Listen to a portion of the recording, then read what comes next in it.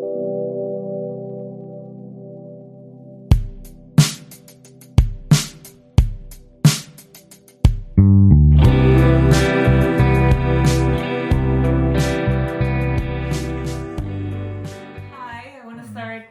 saying thank you for meeting for this interview about Buddhism. The theme is aging and dying from a Buddhist perspective.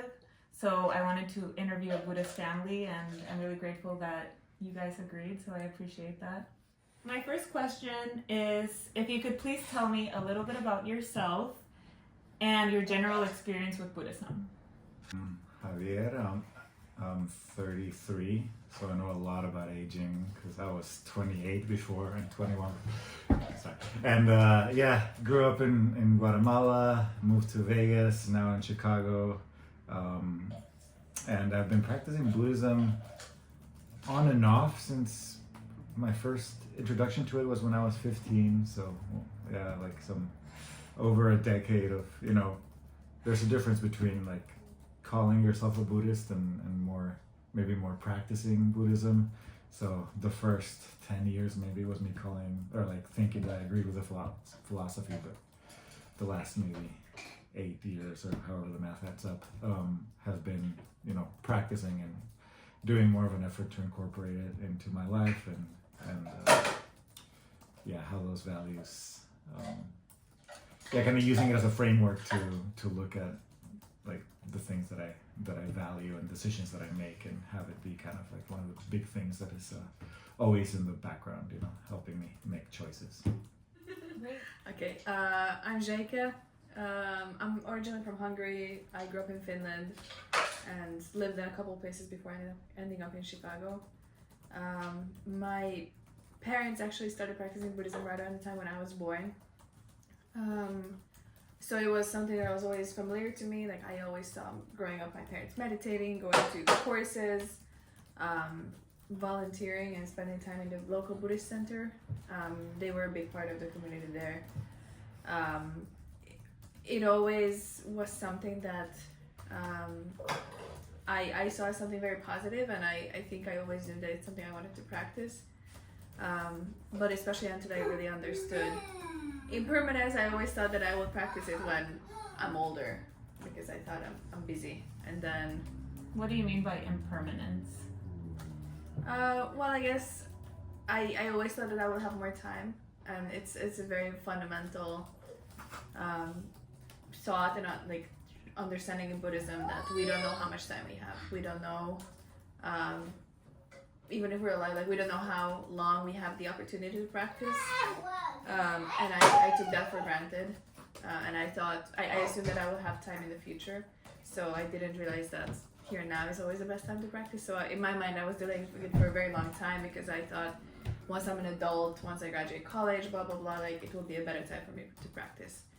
But then I was around 18 when I actually started more consciously practicing. So it's been about 12 years now. Okay, so tell me, how did you guys meet? We actually met at a Buddhist course in Spain. It was a big event. There was maybe like 1,000 people there, and we practiced Tibetan Buddhism, and there were some Tibetan lamas that were giving some initiations, and our teacher giving lectures, and really intense experience in a lot of ways. A lot of meditation, a lot of meeting a lot of people. It's not one of these silent retreats. It's much more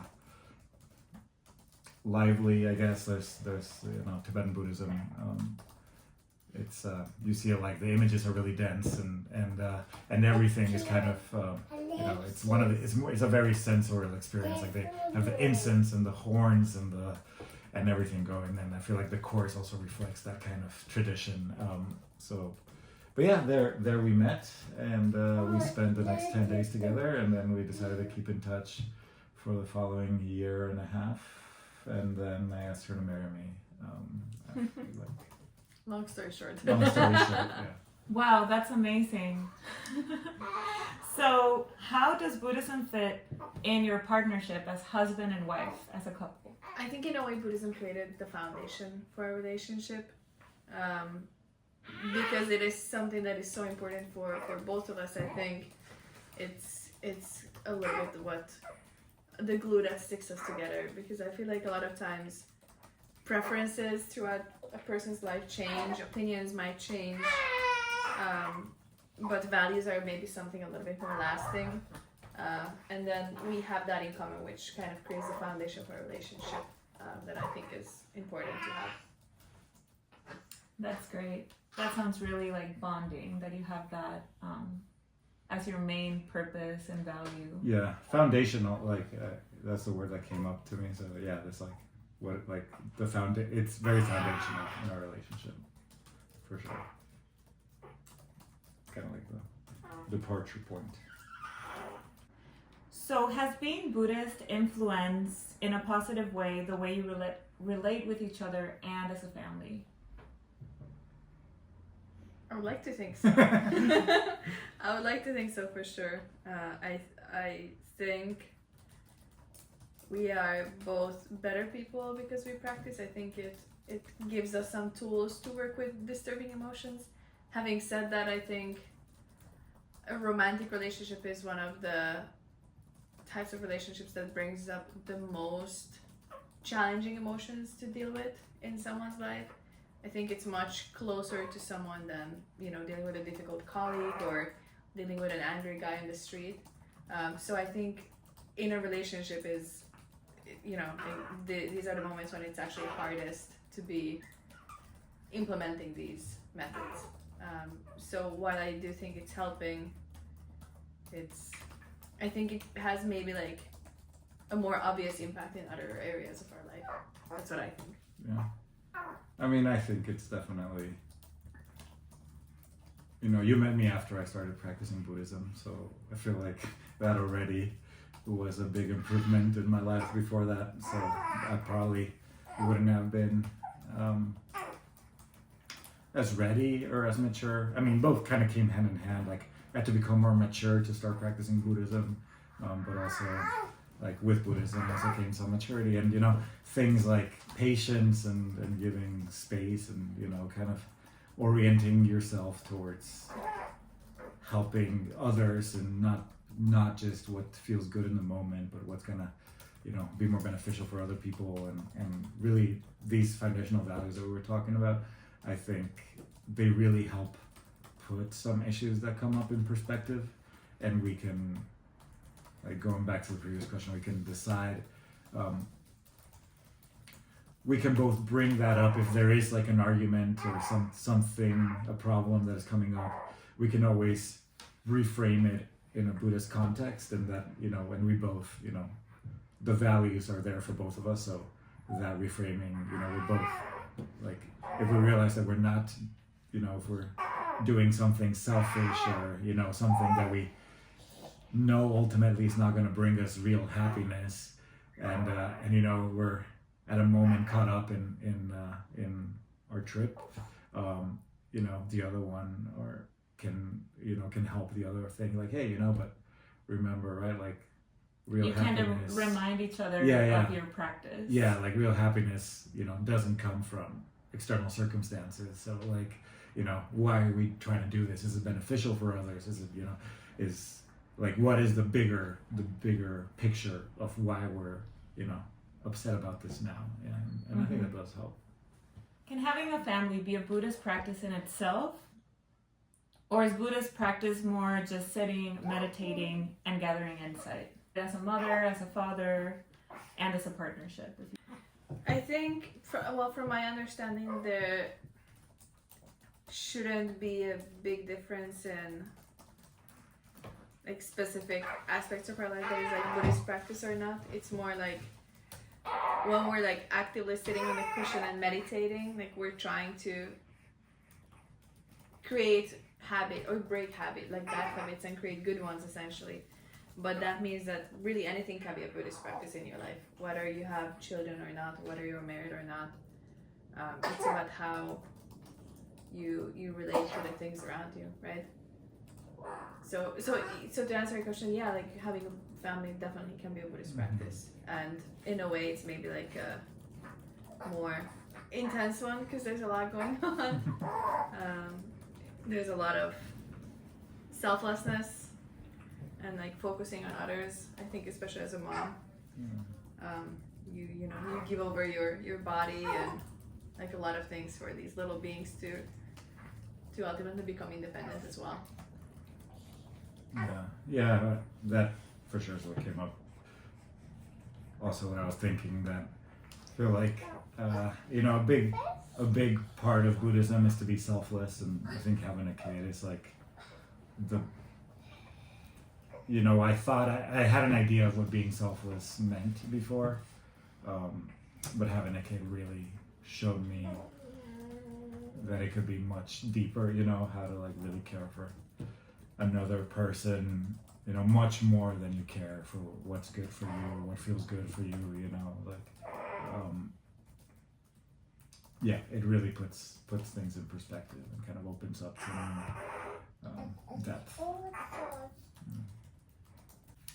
Wow, thank you so much for sharing that. That's really amazing how a family can be in itself a Buddhist practice. And my last question is, what piece of Buddhist wisdom about aging and dying do you think would be the most valuable for families in the West to hear? Like going back to what you were saying about impermanence, right? Remembering that everything is constantly changing, right? Like we have a 2-year-old and a newborn, and the 2-year-old was a newborn just a second ago, it seems like, and you know, like there is sort of this realization that comes when, you know, when he starts speaking or when he starts walking, that, you know, the baby that he once was, or the newborn that he once was, will never be there again, right? So we go through kind of like this constant process of maybe like mourning like different stages of life, but at the same time that comes with like this incredible excitement of what's to come. Yeah, and like the Buddhist practice is really just like to focus on what exists now and what is the current state, that, you know, like what is happening right now, and, you know, not focusing on what was before or what's coming after, but like just like enjoying and seeing this moment for like all the richness and all the bliss and all the opportunity that it gives you. Yeah, so. Yeah, and I guess that also works with the other side of the coin. Like sometimes it might be hard, but then remembering that, you know, the days or like the weeks when they wake up like every 2 hours, like it's gonna be over eventually. Sometimes like when you're really in a phase with your child, it might feel like it's never gonna get better. But then like, yeah, this understanding of impermanence reminds you that if it's hard, it's also gonna end. Awesome. Yeah, that's a good reminder, I think, for families. Hello. That's a great reminder, I think, for families, that when it's the beginning of the struggle, because it's something new, and the kid will wake up, you know, like you said, every 2 hours, and it can be overwhelming. But with your Buddhist practice, thinking about impermanence on a daily basis, you can stay in the moment and actually enjoy, because those moments are gonna, you know, they're transient, just like everything. So I think this was great advice and great insight on a Buddhist family perspective. So thank you so much for your time, and of course, all the best to you. And thank you so much for letting me come into your home and ask you some questions. Yeah, of course. Thank you. Yeah, sorry if it was a little chaotic. Felix. I have been a practicing Buddhist for 13 years now. I started off with mindfulness meditation practices when I was in college, and for the past 9 years now, I have meditated every single day without missing a day. That's incredible. 9 years every day. Mhm. You haven't missed one single day. Never. That's so cool. Well, it seems like this practice is something you enjoy and you're getting something out of it. Yeah, sometimes I think it is. What culture did you come from before practicing Buddhism? I was born into a Jewish culture. I am a part of the proud line of people called Jubus, Jewish Buddhists. There's a lot of us. Really? Yeah. Some of the biggest figures involved with bringing Buddhism to the West were just Jews in the 1960s. People like Jack Kornfield, Joseph Goldstein. These names sound the Jewish. Ram Dass, also known as Richard Albert, very Jewish people. So I had my bar mitzvah, and I never really connected that much with the Jewish faith. Yeah, I've strongly connected with Buddhism. So you grew up in the United States Mm-hmm. with a Jewish family. Yes, that's correct. And what made you want to start practicing Buddhism? Oh, that's a great question. My first exposure to Buddhism came when I was in 6th grade. I just moved to a new school and I was getting bullied like crazy. I just was so much suffering. Every time I would walk into a classroom, I was also in this there's a lot of tough situations going on. And I remember I was in my 6th grade social studies class and they introduced Buddhism for the first time. And as they were talking about Buddhism, the Four Noble Truths, the Eightfold Path, I remember just feeling this wave of calm pass over me, which was cool. That was my first exposure. But next time it popped up, I was in college. I was 20 years old. I was in my dream school, and I thought I'd be happy, and I just wasn't.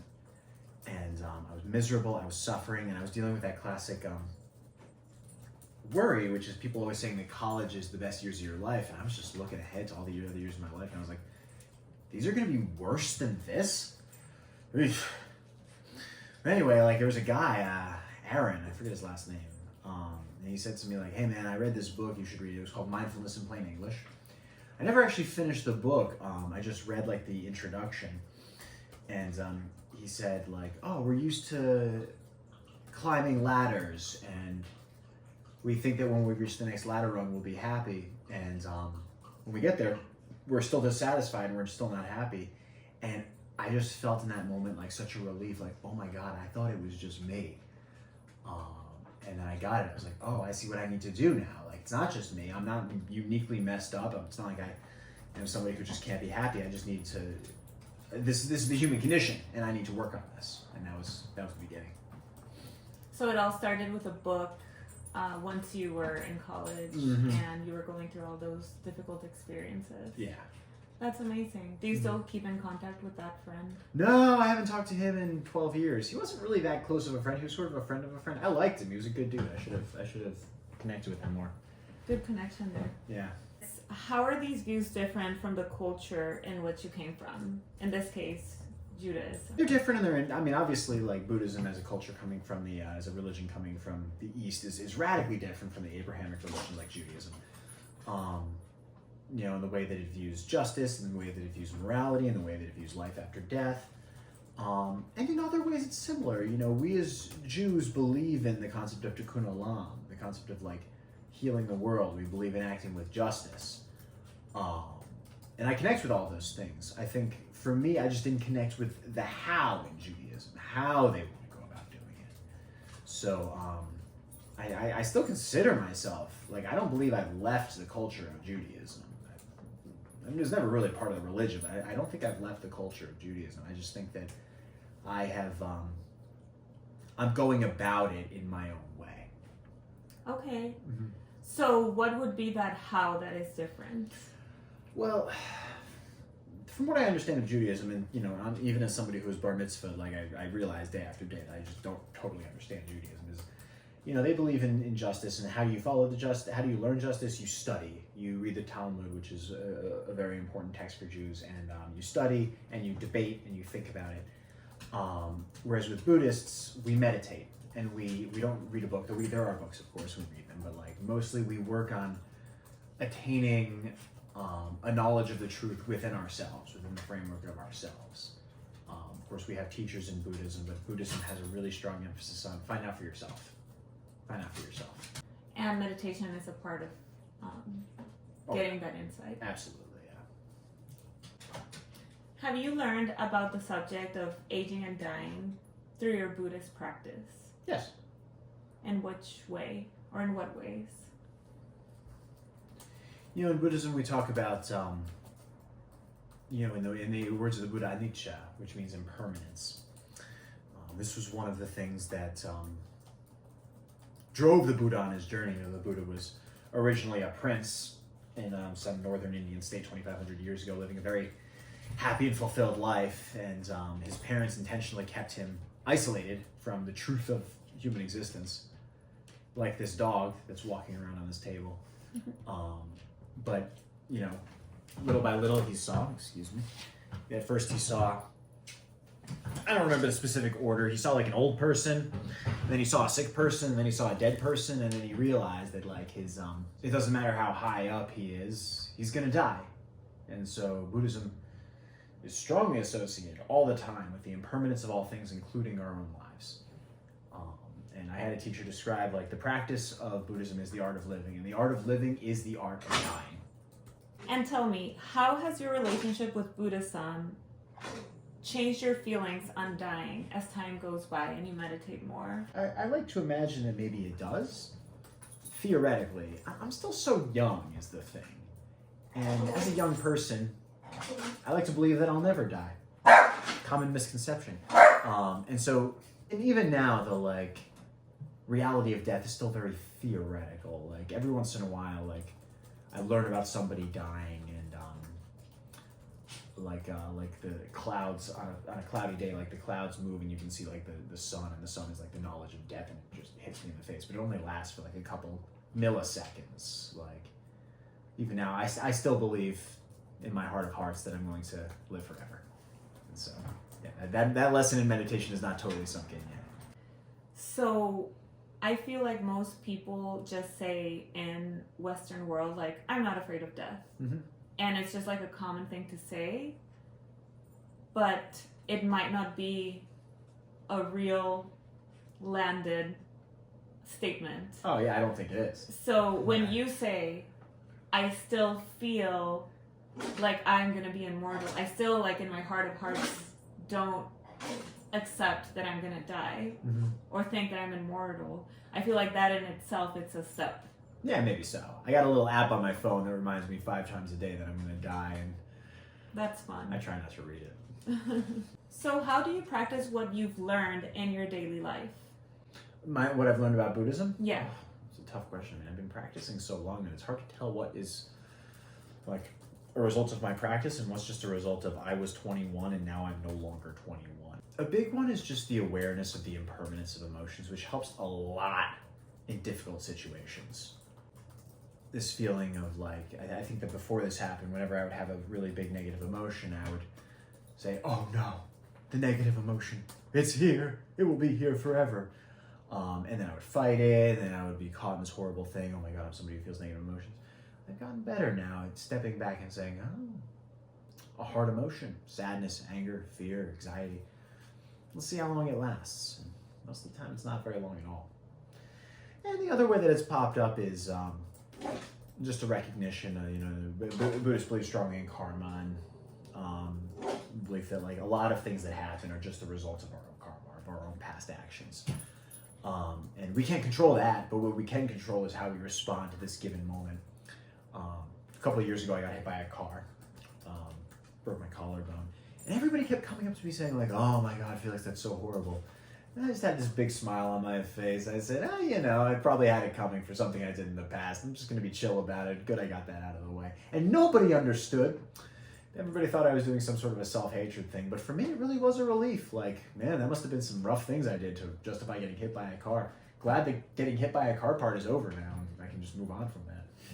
Yeah, and I'm happy you survived and you can share what you've learned. And through that experience, I think it shows how years of meditation can be helpful. Yeah. Even if it's in little, maybe you don't notice it on your everyday life, but you notice it when stuff like that happens. Yeah. Okay, thank you. And my last question is, what piece of Buddhist wisdom about dying do you think would be the most valuable for people in the West to hear? It's coming. It's coming for you. It's coming. The art of living is the art of dying. Something that one of my meditation teachers says is that like if you've done your job well as a meditator, in the moment that you're dying, you should be able to say, here it comes. There it is. It's coming through my body. I can feel it. I can feel it. Death is arriving. And I think that the Buddhist wisdom that comes from that is that it is possible to face death with acceptance. I think that it's hard to have a happy ever after in this country because we cut the movie right at they get married and they're all hot and young and sexy and everything's great. We never see what happens later, the decay. And if we don't prepare for that decay, then every story becomes a tragedy. And I think if we can prepare for death, we can end our lives on a smile.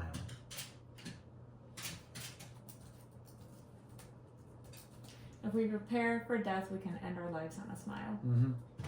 I really appreciate you saying that.